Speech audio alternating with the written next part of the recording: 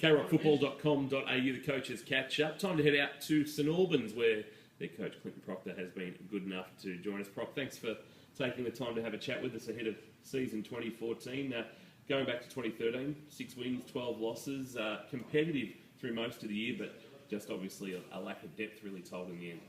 Yeah. Look, I think it was a step in the right direction. We had a lot of improvement, on and off the field, and that was our objective from the start, was to earn the respect of the Geelong community, which I think we've done. And so, look, probably just a pass mark for what we were trying to achieve. We were close a couple of times, but yeah, depth probably got us in the end. There was a bit of a gap between yourselves and the top half a dozen, wasn't there? I think you had a 1-7 record against the top 6, basically, if you include Colac in that as well. Although you did have some upset results in there as well. Yeah, look, with regards to the top teams, I think that it obviously showed up, especially with our young blokes. Late in quarters, we got pushed off the footy, and sort of teams would sort of take care of us by the red time at the end of it. And then on the flip side of that, especially our fade outs towards the fourth quarters was evident. And unfortunately, we weren't able to sustain that pressure for a 4-quarter effort against the top teams. How did you go about rectifying that? Looks like through your website you've been fairly active recruiting-wise, plenty of names there, and plenty of guys with good football experience.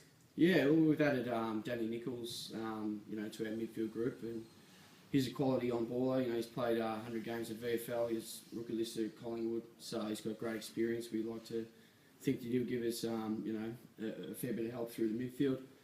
Matt Davis comes back to the club from previously spent a year at Vermont, and again he was a quality on ball. He's a start for us.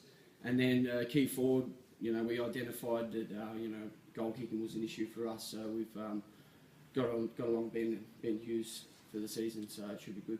What can you tell us about Ben and his background? Yeah, Ben's I think he was rookie listed at the Kangaroos for a season. He spent time up in Ainslie, where he won a couple of grand finals up there, so he's had success, which is great. We love getting guys that's had success in the past here. And his leadership, on and off the field's been terrific. His commitment to training's been really good and really evident. So hopefully that can all gel and we can put it together. Obviously got to ask about Raph Clark and whether he'll be back in the black and white this year. He was fantastic for you last year, obviously team of the year, and really committed to the St Albans cause. Yeah, Raph was a sensational pickup, not only as a player but as a person as well. Everything he did for the club was, fantastic. At the moment we're just in talks with Raph. We'll sit down with him next week. My understanding he's taken on a new position out at the airport with his work.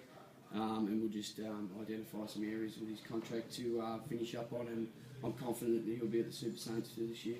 Fantastic. And the playing style, do you tweak with what your game plan from last year? I'll probably stick to it pretty similar. I like to play exciting brand of footy and encourage the boys to take the game on, and calculated risks always the way through it.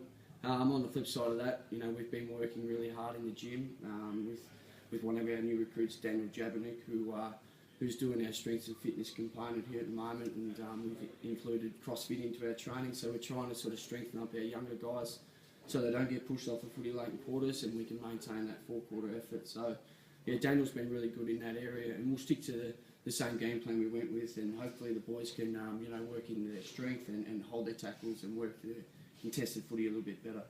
Fantastic. And practice match wise, much organised?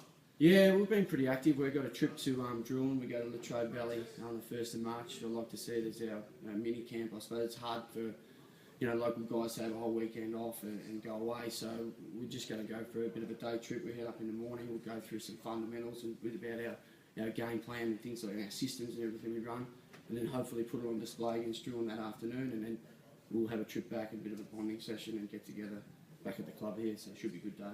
I believe maybe Drysdale's also in your plans? Yeah, absolutely. Drysdale, I'm pretty sure either here or away.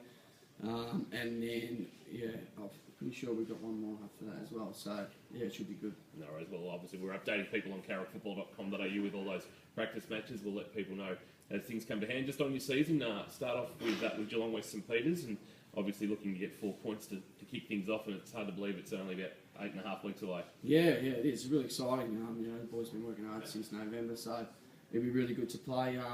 Look, Geelong West last year, I think we got a bit of revenge against them. They come out and they gave us a fair old hiding and a good wake-up call, and it took us a little bit to get going. So, yeah, we'll identify, obviously, hopefully their strengths and weaknesses and go about our best business, and hopefully we can put on a good show.